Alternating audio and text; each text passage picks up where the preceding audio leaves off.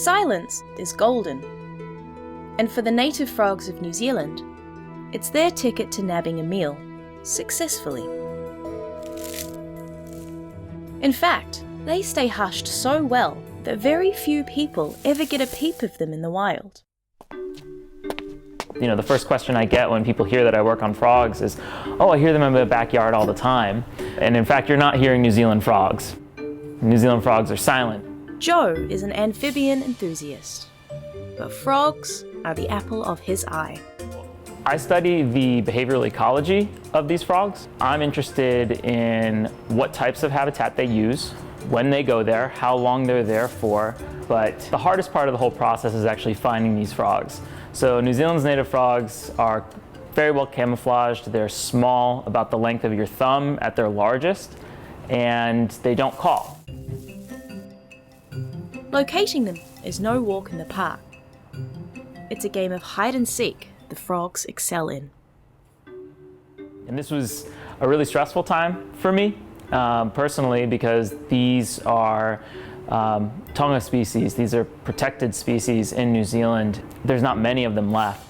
So any work that we do with these animals is extremely important. So before Joe can make the leap to actual field work, he must first run some trials. But he is not in this alone.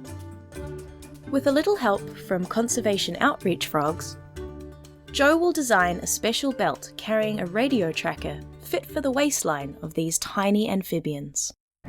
So for me, working with these animals and putting the radios on the animals for the first time, the biggest thing on my mind was, are they going to be okay? It was 3 months of hard work, but Joe finally fashioned a harness that is certified frog-friendly.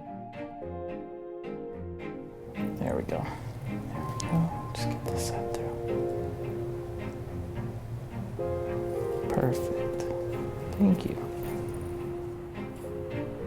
Using radio telemetry, Joe can now tap into the behavioural secrets these frogs have silently guarded for so long. So I think the biggest thing we could do for New Zealand frogs is let people know that they're here and what they look like and how cool and unique they are. They're the only types of frog like them in the entire world. There is no kiss that can guarantee the frogs are happily ever after. But Joe just might be the kind of fairy godmother they need to survive in this ever-changing environment.